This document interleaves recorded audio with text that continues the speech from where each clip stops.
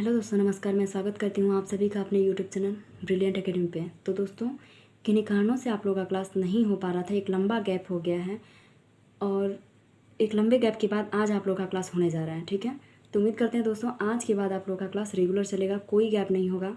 ठीक है, तो इसके पहले वाले क्लास में हम पढ़े थे भारतीय संविधान के स्रोत, और आज हम अपना क्लास शुरू करेंगे दोस्तों भारतीय संविधान की अनुसूचियों से। ठीक है, तो चलिए हम अपना क्लास कंटिन्यू करते हैं। तो आज हमारा टॉपिक है पढ़ने का भारतीय संविधान की अनुसूचियाँ। ठीक है,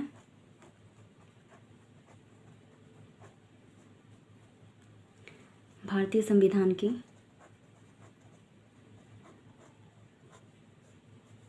अनुसूचियाँ।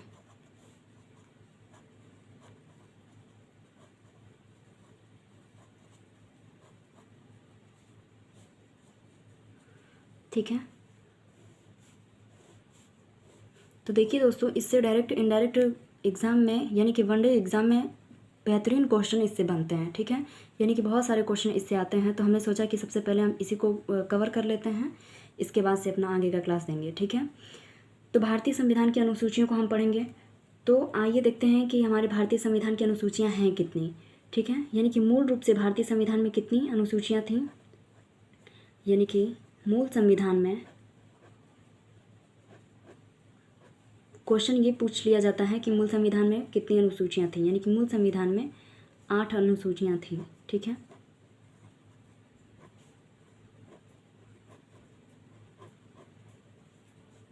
मूल संविधान में 8 अनुसूचियाँ थीं, लेकिन वर्तमान में कितनी अनुसूचियाँ हैं? वर्तमान संविधान में 12 अनुसूचियाँ हैं।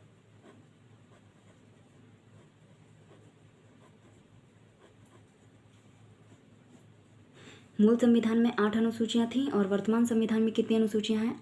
12 अनुसूचियाँ। ठीक है, तो दोस्तों ये क्वेश्चन हमारे पहले पूछे जाते थे, इक्का दुक्का अभी भी क्वेश्चन ऐसे आ जाते हैं। ठीक है, लेकिन अब क्वेश्चन का लेवल थोड़ा चेंज हो चुका है, और आइए हम देखते हैं कि किस तरह से हम क्वेश्चन का भी जिक्र करेंगे कि किस तरह के क्वेश्चन उठाए जा रहे हैं आपके एग्ज़ाम में। ठीक है, तो हम शुरू करते हैं दोस्तों अपनी पहली अनुसूची से। ठीक है, तो हम हेडिंग दे देते हैं पहली अनुसूची। क्या कुछ जिक्र किया गया है पहली अनुसूची में, उसको हम देख लेते हैं।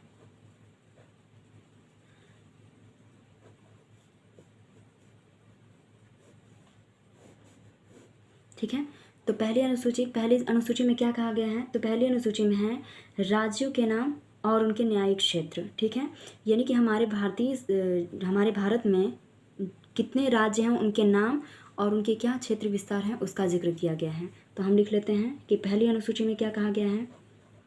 तो पहली अनुसूची में जिक्र किया गया है राज्यों के नाम और उनके न्यायिक क्षेत्र। ठीक है, उनके न्यायिक क्षेत्र की जिक्र किया गया है। ठीक है, और उनकी सीमाओं का, ठीक है, एवं सीमाओं का उल्लेख है।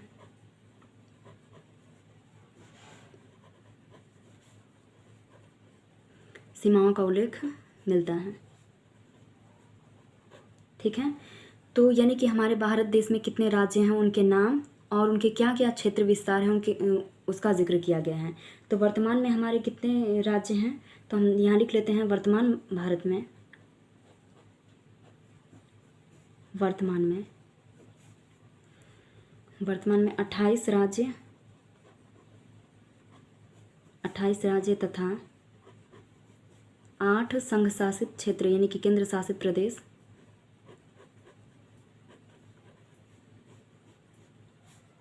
8 केंद्र शासित प्रदेश हैं। ठीक है, यानी कि 28 राज्य हैं और 8 केंद्र शासित प्रदेश हैं। तो ये 28 राज्य के नाम का जिक्र किया गया है पहली अनुसूची में, और उनका क्षेत्र विस्तार क्या है उसका जिक्र किया गया है, और केंद्र शासित प्रदेश का भी। ठीक है, इससे संबंधित अनुच्छेद क्या है उसको भी हम लिख लेते हैं। ठीक है दोस्तों, संबंधित अनुच्छेद।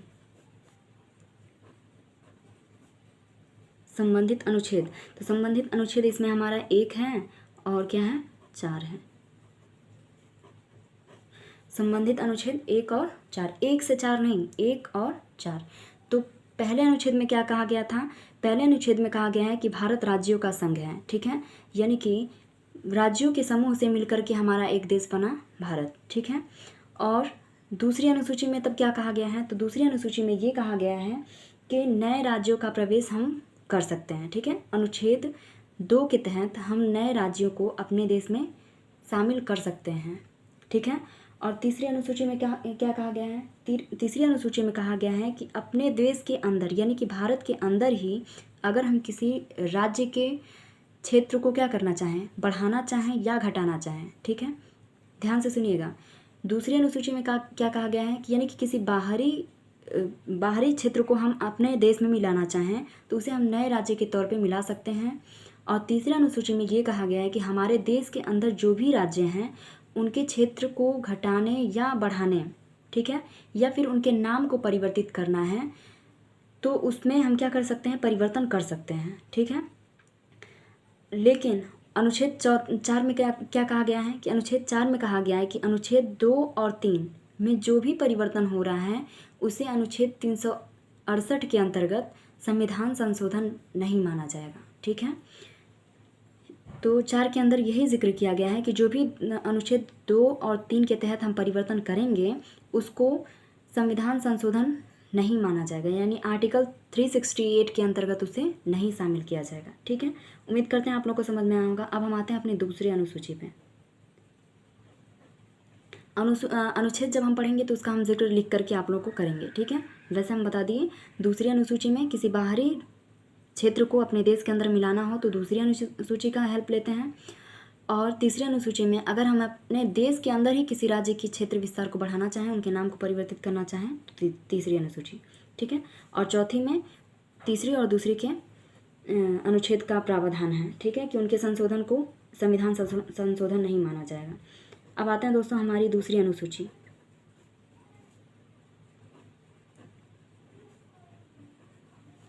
ठीक है, सॉरी दोस्तों ये मात्रा थोड़ा गड़बड़ हो गया है, बड़ी की मात्रा वहाँ होगी। दूसरी अनुसूची, तो दूसरी अनुसूची में क्या जिक्र किया गया है? तो दूसरी अनुसूची में है दोस्तों पदाधिकारियों के वेतन भत्ते, ठीक है, यानी कि जो भी पदाधिकारी हैं उनके वेतन भत्ते क्या हैं। और ये पदाधिकारी कोई विशेष नहीं, आप हम नहीं, कोई आम जनता नहीं, बल्कि विशेष पदाधिकारी जिनके पद वेतन और भत्तों का जिक्र किया गया है। तो यहाँ हम लिख लेते हैं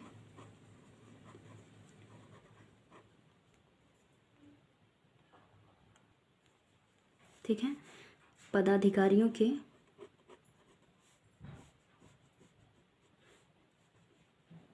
वेतन और भत्ते, ठीक है, यानी पदाधिकारियों के वेतन और भत्ते का जिक्र किया गया है दूसरी अनुसूची में, ठीक है। और कौन से पदाधिकारी? आम जनता नहीं बल्कि विशेष पदाधिकारी, ठीक है, वेतन भत्ते। और ये वेतन भत्ते किसके हैं? विशेष अधिकारी के, यहाँ लिख लेते हैं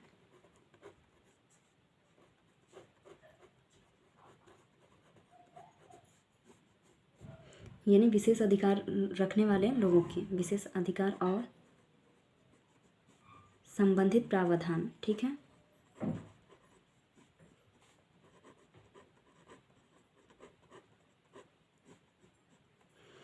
ठीक है दोस्तों, तो देखिए क्वेश्चन पहले बनता था कि दूसरी अनुसूची में किसका जिक्र किया गया है, तो सिंपल सा आंसर होता था कि पदाधिकारियों के वेतन और भत्ते का।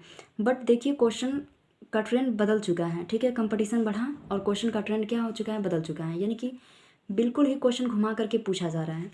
तो अब क्वेश्चन ऐसा आ रहा है कि दूसरी अनुसूची में किन पदाधिकारियों के वेतन भत्ते का जिक्र किया गया है, ठीक है। तो आइए हम एक एक करके लिख लेते हैं, ठीक है।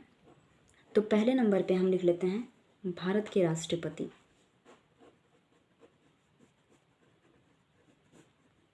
भारत के राष्ट्रपति, ठीक है, यानी कि भारत के जो राष्ट्रपति हैं उनके वेतन और भत्ते का जिक्र दूसरी अनुसूची में किया गया है। नेक्स्ट दूसरा हम आते हैं राज्यों के राज्यपाल का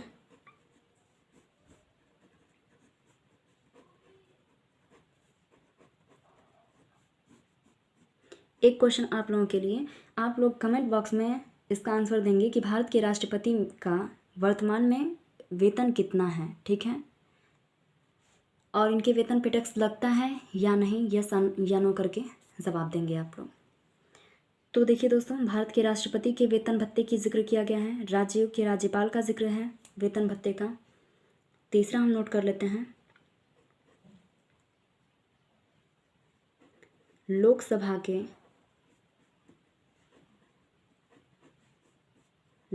के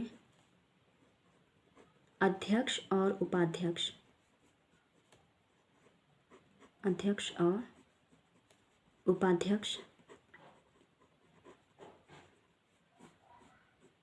ठीक है। लोकसभा के अध्यक्ष और उपाध्यक्ष के वेतन भत्ते का जिक्र किया गया है। नेक्स्ट दोस्तों हम देख लेते हैं और किनका किनका जिक्र है। तो लोकसभा हो गया, अब उसी तरह से राज्यसभा में भी आ जाएंगे, जैसा केंद्र में वैसा राज्य में। राज्यसभा के सभापति तथा सभापति और उपसभापति,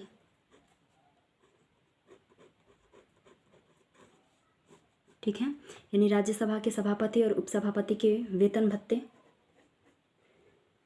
फिर राज्य विधानसभाओं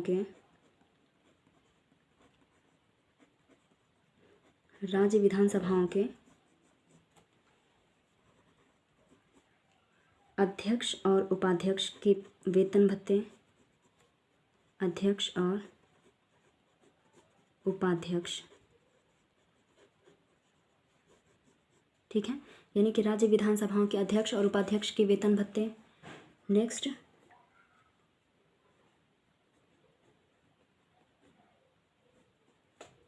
राज्य विधानसभा हो गया ना, विधान परिषदों के, ठीक है, जैसे विधानसभा लिए उसी तरह विधान परिषदों के अध्यक्ष और उपाध्यक्ष के वेतन भत्ते। नेक्स्ट हमारे इम्पोर्टेंट आते हैं उच्च न्यायालय के न्यायाधीश, ठीक है, यहाँ पे पहले सर्वोच्च न्यायालय का हम लिख लेते हैं, सर्वोच्च न्यायालय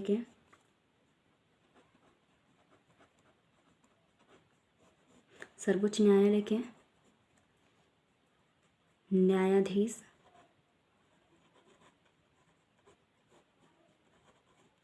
ठीक है, यानी कि सर्वोच्च न्यायालय के न्यायाधीश के वेतन भत्ते। और सर्वोच्च न्यायालय हो गया, इसी तरह हम लिख लेंगे उच्च न्यायालय, ठीक है, यानी हाई कोर्ट के जो हमारे होते हैं जजेस, उनके वेतन भत्ते। यहाँ लिख लेते हैं उच्च न्यायालय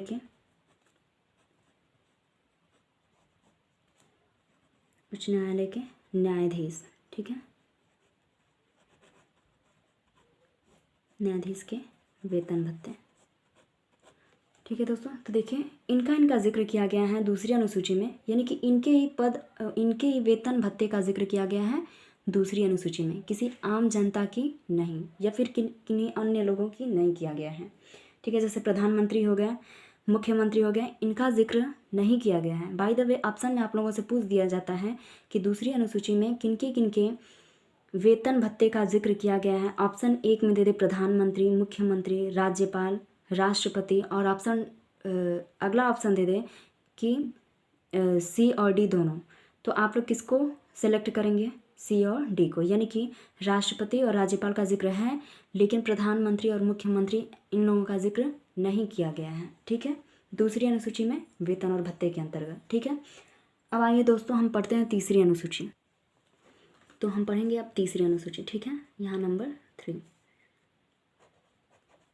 तीसरी अनुसूची में क्या कहा गया है?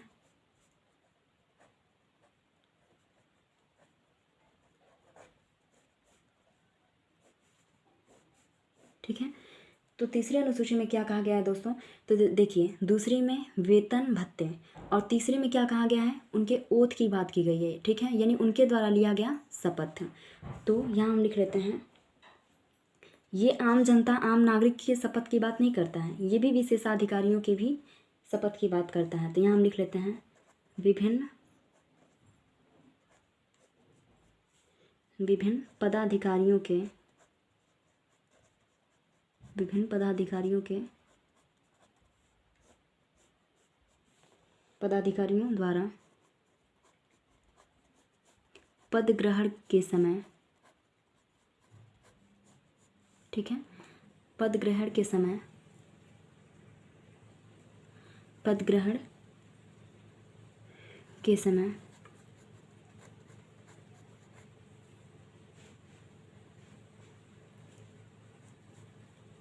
ठीक है, पद ग्रहण के समय ली जाने वाली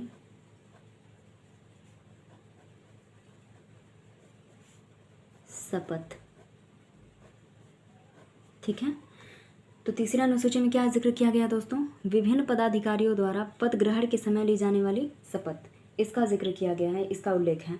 तो देखिए इसमें भी क्वेश्चन बड़ा ही घुमा घुमा के पूछ रहा है। आजकल एक हाल ही में एग्ज़ाम हुआ जिसमें पूछा गया था कि तीसरी अनुसूची में किनके शपथ का उल्लेख नहीं किया गया है, ठीक है। तो सबसे पहले आइए हम देख लेते हैं किनका किनका किया गया है। तो जिनका किया गया उनको अगर हम जान लेंगे तो किनका नहीं किया गया उसका तो आप जवाब आसानी से दे लेंगे। तो सबसे पहले नंबर पे हैं संघ के मंत्री, ठीक है, संघ के मंत्री, इनका उल्लेख है, ठीक है, यानी कि शपथ, इनके शपथ का उल्लेख तीसरी अनुसूची में किया गया है। नेक्स्ट हमारे हैं संसद के लिए निर्वाचन हेतु अभ्यर्थी, ठीक है, यानी कि संसद के निर्वाचन हेतु जो अभ्यर्थी हैं उनके भी शपथ का उल्लेख किया गया है, ठीक है। नेक्स्ट हमारा है दोस्तों, नेक्स्ट हमारे हैं संसद के सदस्य जो हैं उनके शपथ का उल्लेख है, संसद के सदस्य के शपथ का उल्लेख है, ठीक है। अगला सर्वोच्च न्यायालय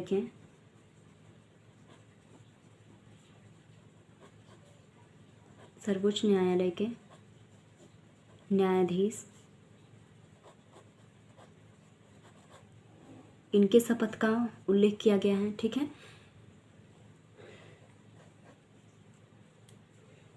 भारत के नियंत्रक एवं महालेखा परीक्षक, भारत के नियंत्रक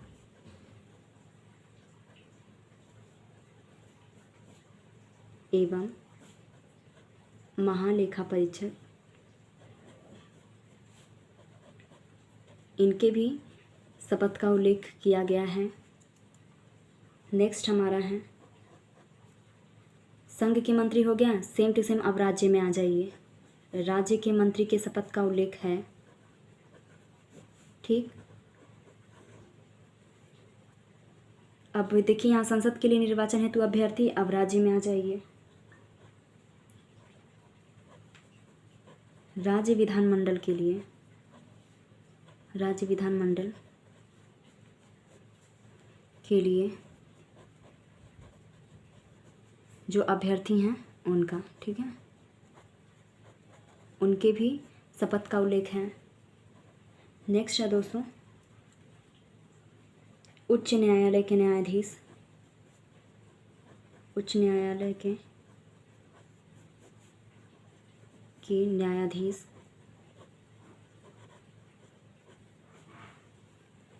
न्यायाधीश, ठीक है, यानी उच्च न्यायालय के न्यायाधीश, इनके भी शपथ का वर्णन किया गया है, ठीक है। तो देखिए दोस्तों इसमें से क्या छूटा हुआ नज़र आ रहा है आप लोगों को? कहीं राष्ट्रपति का नज़र आ रहे हैं, कहीं नहीं, यानी कि राष्ट्रपति, उपराष्ट्रपति, राज्यपाल, इनका जिक्र इसमें नहीं किया गया है। तीसरी अनुसूची के अंतर्गत राष्ट्रपति के शपथ, उपराष्ट्रपति के शपथ और राज्यपाल के शपथ, इन तीनों लोगों के शपथ का उल्लेख नहीं किया गया है। इन तीनों लोगों की शपथ का उल्लेख अनुच्छेद के अंतर्गत ही किया गया है, ठीक है। जैसे राष्ट्रपति के शपथ का उल्लेख अनुच्छेद 60B में किया गया है, यानी कि 60B में किया गया है, ठीक है। उपराष्ट्रपति के शपथ का उल्लेख आर्टिकल 69, ठीक है, यानी कि अनुच्छेद 69 के तहत किया गया है। और जो राज्य के राज्यपाल हैं उनके शपथ का उल्लेख आर्टिकल 159 के अंतर्गत किया गया है, ठीक है। उम्मीद है कि आप लोग याद रखेंगे, ठीक है। तो आर्टिकल 3 के अंतर्गत जो शेड्यूल हमारा 3 है उसके अंतर्गत किनके शपथ का उल्लेख नहीं किया गया है इसमें तीसरी अनुसूची में, तो राष्ट्रपति, उपराष्ट्रपति और राज्यों के राज्यपाल, इनके शपथ का उल्लेख नहीं किया गया है। याद रखिएगा आप लोग, इंपॉर्टेंट चीज़ है, भूलने वाली चीज़ नहीं है। नेक्स्ट अब आते हैं दोस्तों, हम पढ़ते हैं चौथी अनुसूची। ठीक है, जिक्र कर लेते हैं चौथी अनुसूची में क्या कहा गया है। देखिए बेहद ही आसान है और क्वेश्चन बड़े ही अच्छे अच्छे उठते हैं इस टॉपिक से। तो चौथी अनुसूची में क्या जिक्र किया गया दोस्तों, तो चौथी अनुसूची में जिक्र किया गया है, चौथी अनुसूची में जिक्र किया गया है राज्यों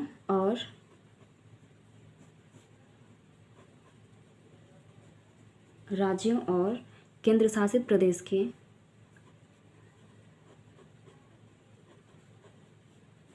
राज्यों और केंद्र शासित प्रदेश के राज्यों और केंद्र शासित प्रदेश के राज्यसभा के लिए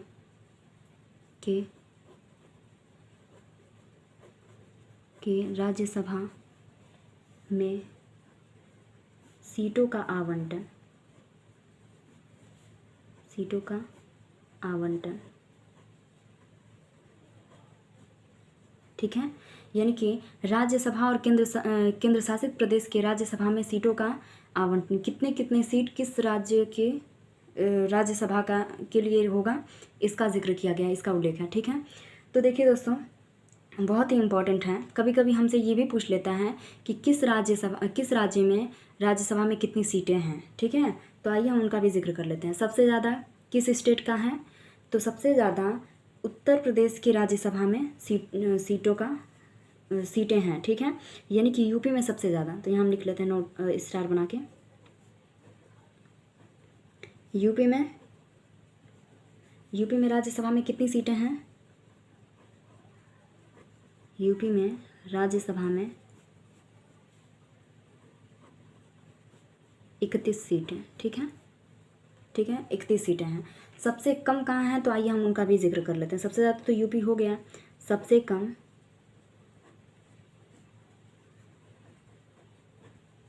कम सीटों वाला राज्य जो है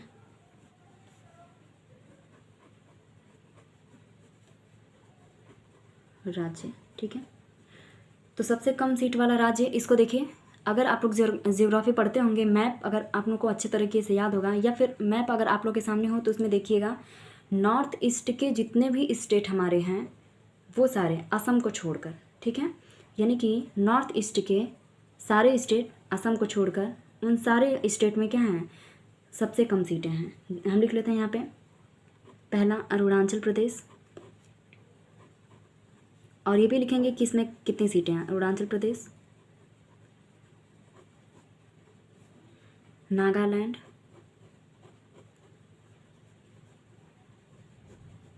अरुणाचल प्रदेश, नागालैंड, मणिपुर, मिजोरम,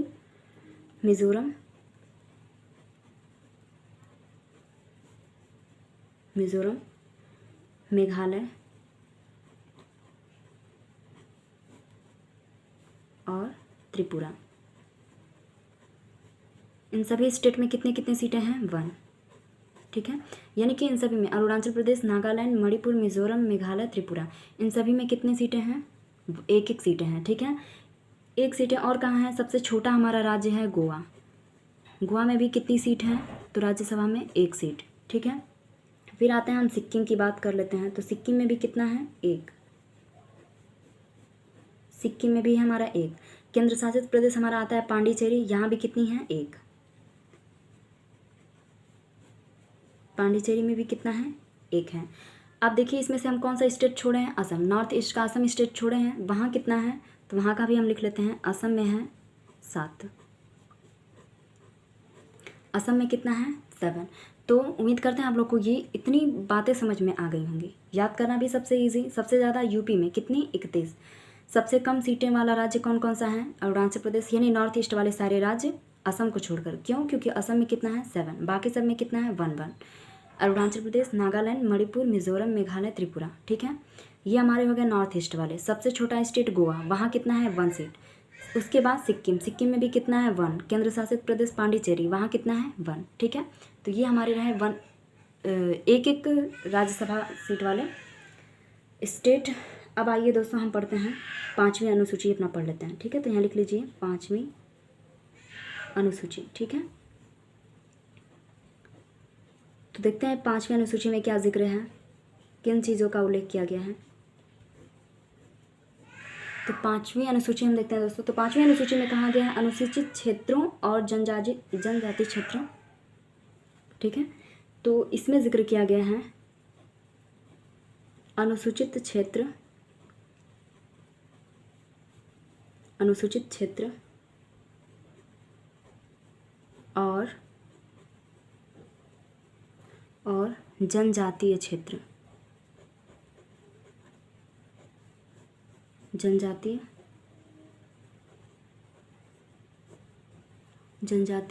क्षेत्रों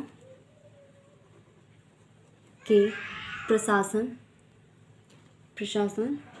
तथा नियंत्रक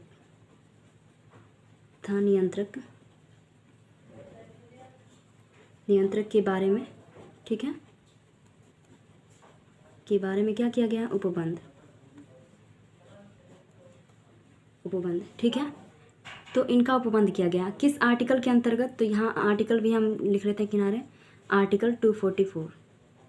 ठीक है, यानी अनुच्छेद 244 के अंतर्गत 5वीं अनुसूची में कहा गया अनुसूचित क्षेत्र और जनजातीय क्षेत्र के प्रशासन और नियंत्रक के बारे में। ठीक है, यानी कि जो पिछड़ा वर्ग हैं, देखिए जो हम मतलब कभी पास्ट में इनके साथ क्या होता था, बहुत ही बदसलूकी से लोग पेश आते थे। ठीक है, तो उनके में भी सुधार हो, इसको मद्देनज़र रखते हुए हमारे संविधान सभा के जो लोग थे उन्होंने इनके लिए भी एक विशेष क्या किए, प्रावधान किए कि इनके लिए भी कुछ किया जा सके, इनके हित में भी कुछ किया जाए।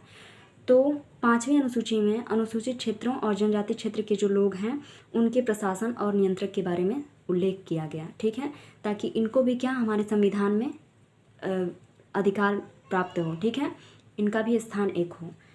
तो आइए अगला देखते हैं, अगली अनुसूची हमारी 6वीं में क्या है, 6वीं अनुसूची। तो इसमें किसका जिक्र है बच्चा, देखते हैं।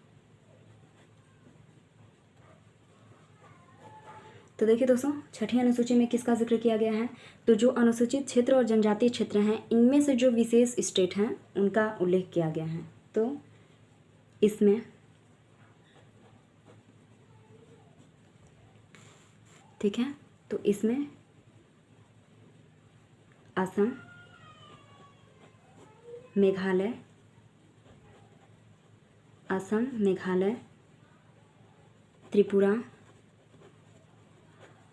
त्रिपुरा और मिज़ोरम। ठीक है, मिज़ोरम, ये 4 स्टेट हैं। इन चारों स्टेट के राज्यों के जनजातीय क्षेत्र, जनजाति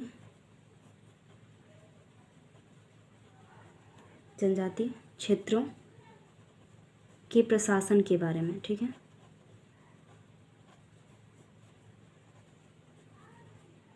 के बारे में प्रावधान किया गया है। ठीक है,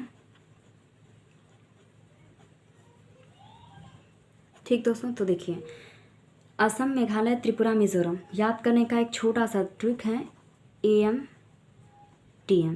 तो देखिए ए से आप अरुणाचल प्रदेश ना समझ लीजिएगा, ए से हमारा क्या, असम, मेघालय, त्रिपुरा, मिज़ोरम। ठीक है, तो AMTM से इसे हम अच्छी तरीके से याद रख सकते हैं।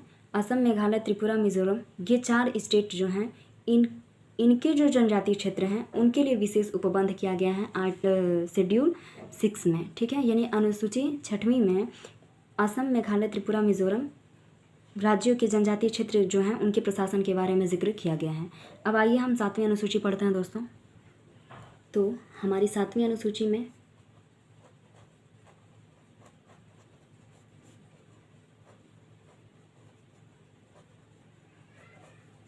को हम देख लेते हैं, इसमें क्या कहा गया है। तो 7वीं अनुसूची में हमारा है दोस्तों केंद्र और राज्य के बीच शक्तियों का बंटवारा। ठीक है, यहाँ हम लिख लेते हैं संघ सूची, राज्य सूची, संघ सूची, राज्य सूची और समवर्ती सूची। ठीक है, ठीक है, समवर्ती सूची का उल्लेख है। ठीक है, तो संघ सूची, राज्य सूची, ये सब क्या है, नहीं समझ में आ रहा है तो इसको और हम अलग तरीके से लिख सकते हैं, यानी कि केंद्र व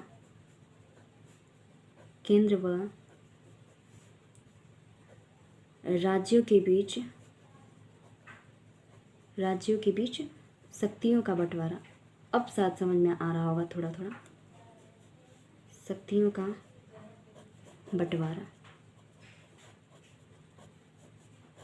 ठीक है, यानी कि केंद्र व राज्यों के बीच शक्तियों के बंटवारे के बारे में क्या करेंगे, यहाँ लिख लेते हैं बंटवारे के बारे में उल्लेख।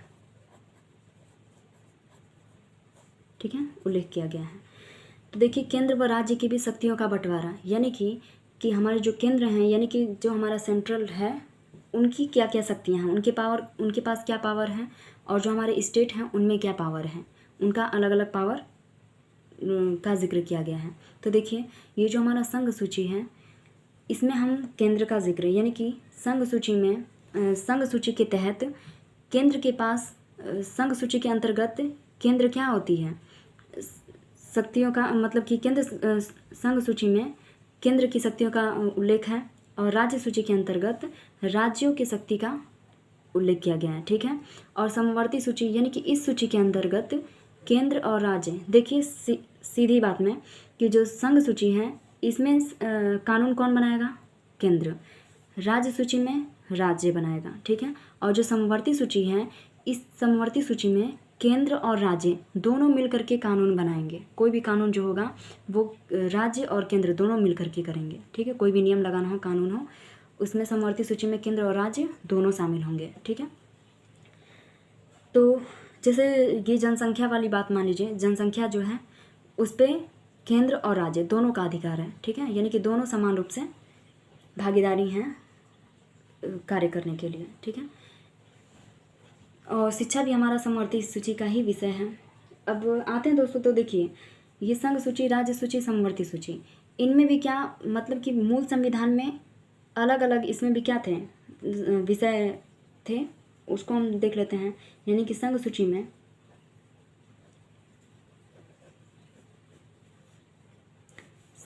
में मूल रूप से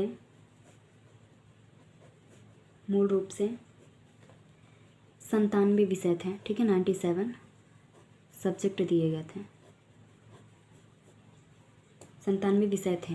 ठीक है, और वर्तमान में कितने हैं, वर्तमान में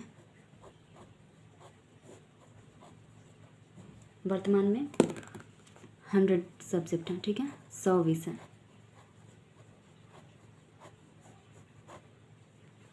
तो संघ सूची में पहले 97 सब्जेक्ट थे, और वर्तमान में कितने हैं, 100 हैं। और राज्य सूची में हम देखते हैं, राज्य सूची में मूल रूप से कितने विषय थे, राज्य सूची में मूल रूप से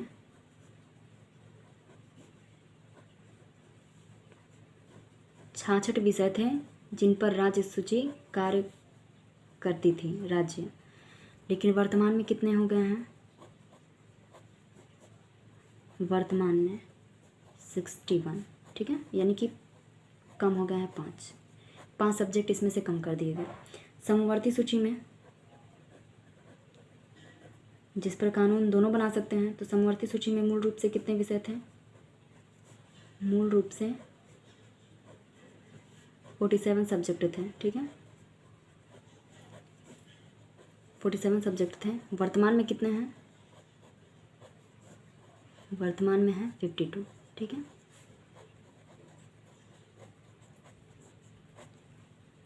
ठीक है, ये रहे हमारे इम्पोर्टेंट क्वेश्चन जो कि एग्ज़ाम में पूछ लिए जाते हैं। तो देखिए, 7वीं अनुसूची में हमने देख लिया सूचियों का बंटवारा, यानी कि सूची केंद्र और राज्य के बीच जो शक्तियों का बंटवारा है उनका उल्लेख किया गया है 7वीं अनुसूची में। और 7वीं अनुसूची में हमने क्या पढ़ा कि जो संघ सूची है उसमें कानून केंद्र बनाती है, राज्य सूची में राज्य बनाती है, समवर्ती सूची में दोनों मिलकर बनाते हैं। ठीक है। संघ सूची में मूल रूप से 97 सब्जेक्ट थे जो वर्तमान में 100 हो गए हैं। राज्य सूची में मूल रूप से 66 विषय थे, वर्तमान में 61 हो गए हैं। समवर्ती सूची में मूल रूप से 47 विषय थे और वर्तमान में 52 सब्जेक्ट हो गए हैं। ठीक है। अब आते हैं, हम देखते हैं 8वीं अनुसूची।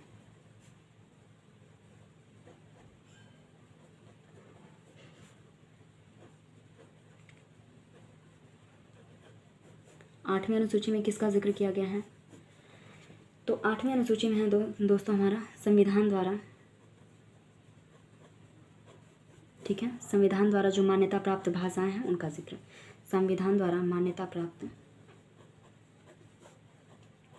संविधान ने किन किन भाषाओं को मान्यता दी है उनका जिक्र।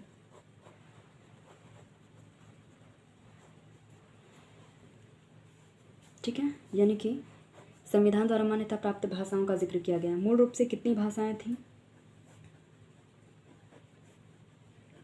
मूल रूप से 14 थी। ठीक है, यानी कि मूल रूप से 14 भाषाएं थी।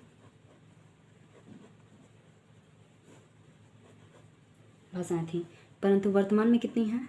22। वर्तमान में 22 भाषा, ठीक है, यानी कि 22 भाषाओं का जिक्र अब मूल वर्तमान संविधान में किया गया है। तो देखिए, पहले कितनी थी? 14 थी। बाद में कितनी इसमें जुड़ी हैं? कितनी हो गई हैं? 22। यानी कि 8 भाषाओं को लास्ट में बाद में जोड़ा गया है। तो सबसे पहले हम जान लेते हैं कि पहले सबसे 14 के बाद जो 15वीं भाषा बनी वो हमारी कौन सी थी। एग्ज़ाम में पूछ लिया जाता है।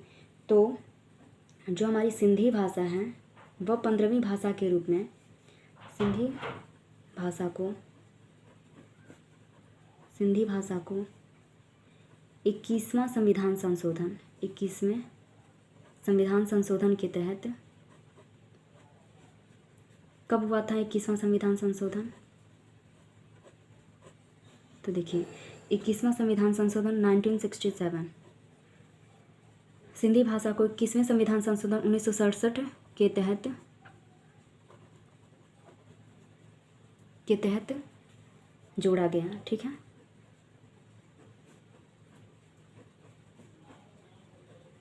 तो 15वीं भाषा के रूप में कौन आई? सिंधी। और उसके बाद से हमारी हैं दूसरी कोंकणी, मणिपुरी और नेपाली। इन भाषा को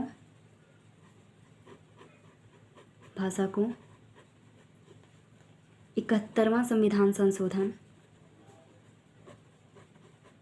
71वें संविधान संशोधन कब हुआ था? तो 71वां संविधान संशोधन 1992 में, ठीक है, के तहत जोड़ा गया।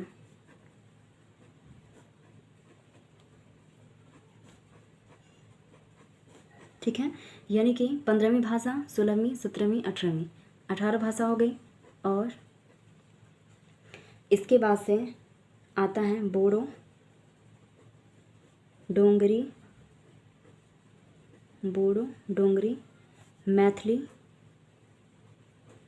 मैथिली और संथाली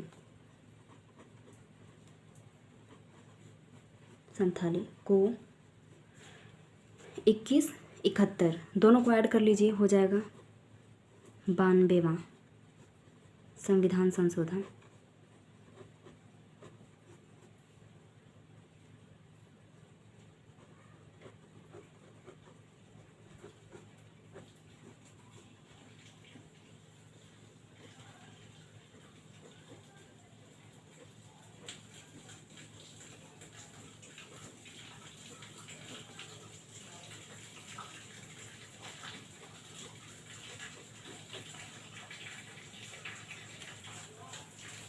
ठीक है, ये बोडो, डोंगरी, मैथिली, संथाली को 92वें संविधान संशोधन के तहत जोड़ा गया। ठीक है, तो देखिए याद, 15वीं भाषा के रूप में सिंधी को जोड़ा गया। 21वां संविधान संशोधन 1967, 16वीं, 17वीं, 18वीं के रूप में, यानी इन तीनों भाषाओं को 71वें संविधान संशोधन 1992 में जोड़ा गया। ठीक है, तो देखिए इसे याद रख ले सकते हैं हम लोग, नमक, एक ट्रिक। ठीक है, ये हमारा क्या है, ट्रिक, इससे हम याद कर सकते हैं। नमक, एन से नेपाली, म से मणिपुरी और क से कोंकणी। इसके माध्यम से हम इन तीनों भाषाओं को याद कर सकते हैं। 16वीं, 17वीं, 18वीं इन तीनों भाषाओं को 16, 17, 18 के रूप में 71वां संविधान संशोधन 1992 में जोड़ा गया। बोडो, डोंगरी, मैथिली, संथाली को 92वां, यानी 21वां, 71वां, इन दोनों को ऐड कर दिए, हमारा हो गया 92वां संविधान संशोधन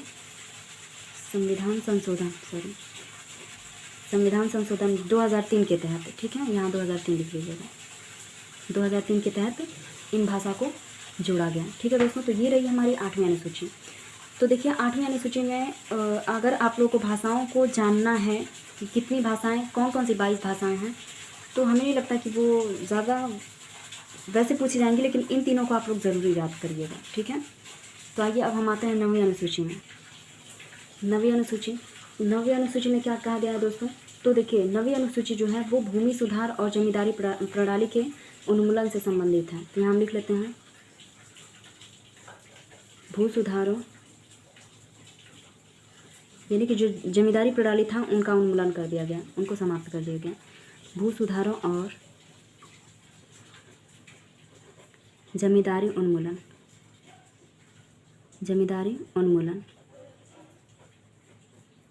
ठीक है, जमींदारी उन्मूलन से संबंधित।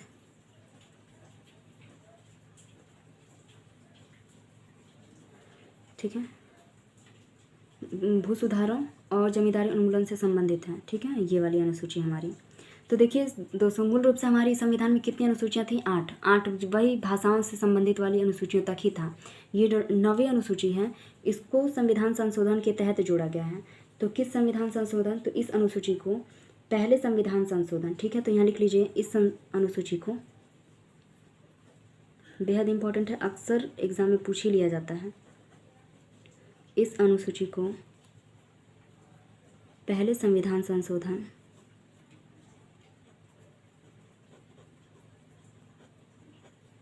पहला संशोधन है भाई, तो चर्चे में तो रहेगा ही। 1991 ठीक है, पहले संविधान संशोधन 1991 में जोड़ा गया। ठीक है, में जोड़ा गया। ठीक है, जोड़ा गया। और तो ये भी हम जान लेते हैं कि सबसे पहले मतलब कि ये लागू कब हुआ था? तो 24 अप्रैल 1975 के बाद कानूनों को क्या कर दिया गया? लागू कर दिया गया था। ठीक है, यानी कि 24 अप्रैल 1975 में। अब आते हैं दोस्तों हमारी 10वीं अनुसूची पे। क्या है 10वीं अनुसूची?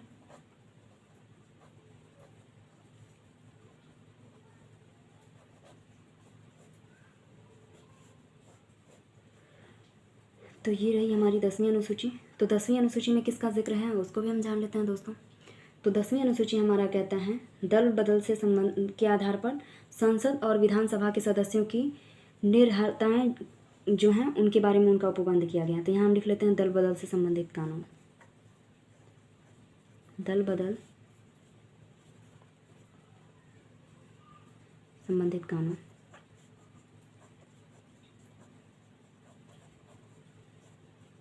यानी कि जो अपना दल बदलते रहते हैं इस पार्टी से उस पार्टी, इसमें उनसे संबंधित प्रावधान किया गया है। ठीक है, यानी दल बदल के से संबंधित प्रावधान है, प्रावधान शामिल। ठीक है, दल बदल के आधार पर संसद और विधानसभा के सदस्यों की जो अर्हताएं हैं उनके बारे में उपबंध किया गया है। ठीक है, तो देखिए ये 10वीं अनुसूची को कब जोड़ा गया है इसको भी हम लिख लेते हैं। तो यहाँ लिख लेते हैं इस अनुसूची को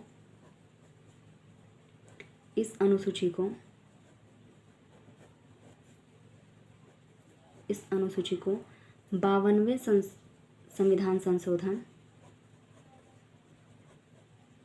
9वीं अनुसूची को कब जोड़ा गया था? पहले संविधान संशोधन 1951 में। ठीक है, इसको कब जोड़ा गया है? तो 52वें संविधान संशोधन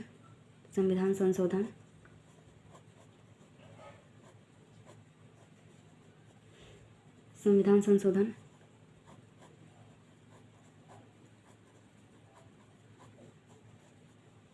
अधिनियम 1985, ठीक है, 1985 द्वारा जोड़ा गया।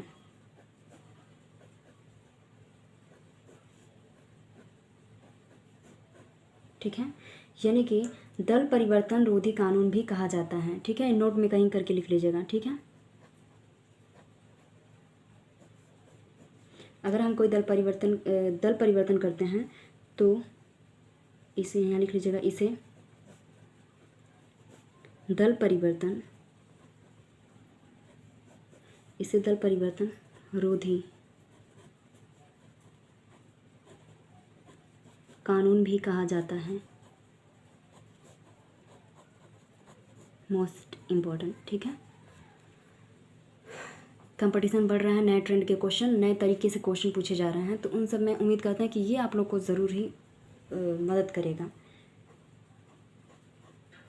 11वीं अनुसूची में हम देख लेते हैं क्या है, बस लास्ट ही चल रहा है 11वीं अनुसूची।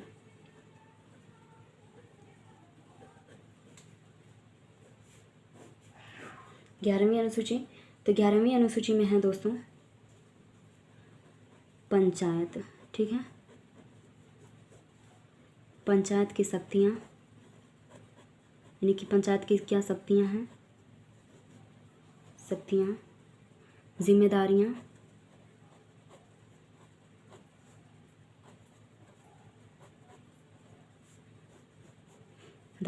ठीक है, या फिर अगर हम कह लें पंचायत संबंधी कानून, यहाँ पे लिख लेते हैं पंचायत संबंधी, पंचायतों का प्रावधान।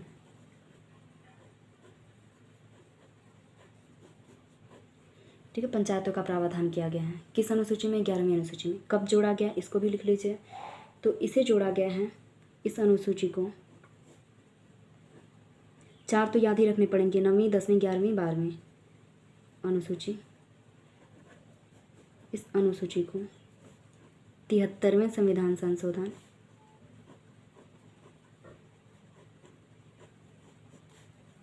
73वें संविधान संशोधन, 73वें संविधान संशोधन 1992 में। ठीक है,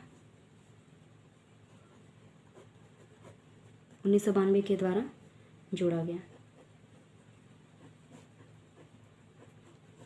ठीक है दोस्तों, इस अनुसूची को 73वें संविधान संशोधन 1992 के तहत जोड़ा गया था। अब नेक्स्ट आते हैं दोस्तों हमारी 12वीं अनुसूची।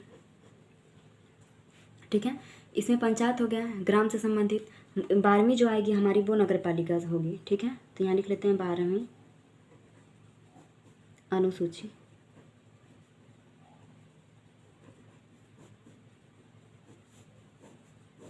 तो 12वीं अनुसूची में क्या, तो देखिए ग्राम से संबंधित पंचायत, और जो नगर से संबंधित होगी वो नगर पालिका। तो यहाँ पे नगर पालिका का जिक्र किया गया है, लिख लेते हैं नगर पालिका।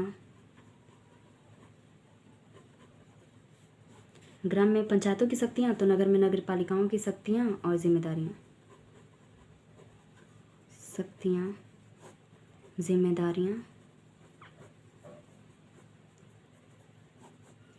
जिम्मेदारी, या फिर कह लें नगर पालिका संबंधी,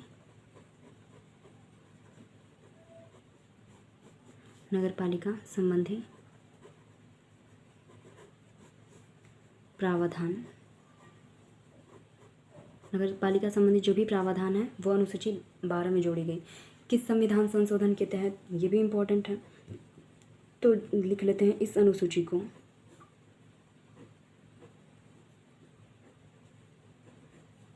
इस अनुसूची को 73वां वो था ना, 74वें संविधान संशोधन,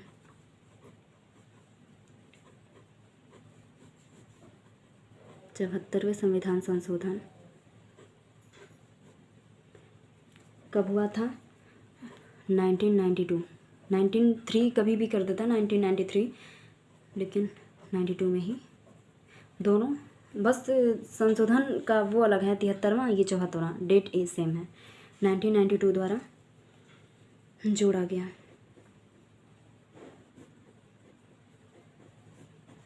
ठीक है। तो ये रही दोस्तों आप लोगों की अनुसूचियाँ। उम्मीद करते हैं कि आप लोग को अच्छे तरीके से समझ में आई होंगी, जो कि मोस्ट इम्पॉर्टेंट हैं। 8 के बाद जो 4 जोड़ी गई हैं उनको। तो चलिए दोहरा लेते हैं। 9वीं अनुसूची कब जोड़ा गया था, किस संशोधन के तहत? तो 9वीं अनुसूची में हमारा क्या है, भूमि सुधार से संबंधित प्रावधान है। ठीक है, भूमि सुधार और जमींदारी प्रणाली का जो उन्मूलन। तो कभी कभी ऐसे क्वेश्चन भी पूछ देता है कि जमींदारी प्रथा का उन्मूलन किस अनुसूची से संबंधित है, 9वीं अनुसूची। कब जोड़ा गया 9वीं अनुसूची को? पहले संविधान संशोधन 1951, ठीक है, 1991 के तहत जोड़ा गया 9वीं अनुसूची को। 10वीं अनुसूची कब जोड़ा गया था? 10वीं अनुसूची में है दल बदल से संबंधित प्रावधान। ठीक है, यानी कि दल बदल संबंधी कानून है, जिसे हम क्या कहते हैं, दल परिवर्तन रोधी कानून भी कहा जाता है। कब संविधान में जोड़ा गया है? तो अनुसूची 10वीं के रूप में इसे 52वें संविधान संशोधन 1985 के तहत 10वीं अनुसूची के तहत इसे जोड़ा गया। 11वीं अनुसूची पंचायत की शक्तियाँ, ठीक है, यानी कि पंचायतों का जो भी प्रावधान है वो 11वीं अनुसूची में जोड़ा गया। किस संविधान संशोधन? 73वां संविधान संशोधन 1992, यानी कि 1992 के द्वारा 11वीं अनुसूची में जोड़ा गया। 12वीं अनुसूची में नगर पालिका से संबंधित जितने भी प्रावधान हैं वो हमारी 12वीं अनुसूची में है, और 74वें संविधान संशोधन 1992 के तहत इसे शामिल किया गया था हमारी 12वीं अनुसूची के रूप में। ठीक है, तो उम्मीद करते हैं दोस्तों आप लोग को अच्छे से समझ में आया होगा। और आप लोग का फिर से बता दें कि आप लोग का क्लास अब डेली चलेगा। हाँ, आप लोगों से ऊपर एक क्वेश्चन कहा गया था कि वर्तमान में राष्ट्रपति जो हैं उनका कितना वेतन है और क्या उनके वेतन पे टैक्स लगता है, यस या नो करके आप लोग को जवाब देना है। ठीक है, तो ठीक है दोस्तों, आज के लिए इतना ही। धन्यवाद।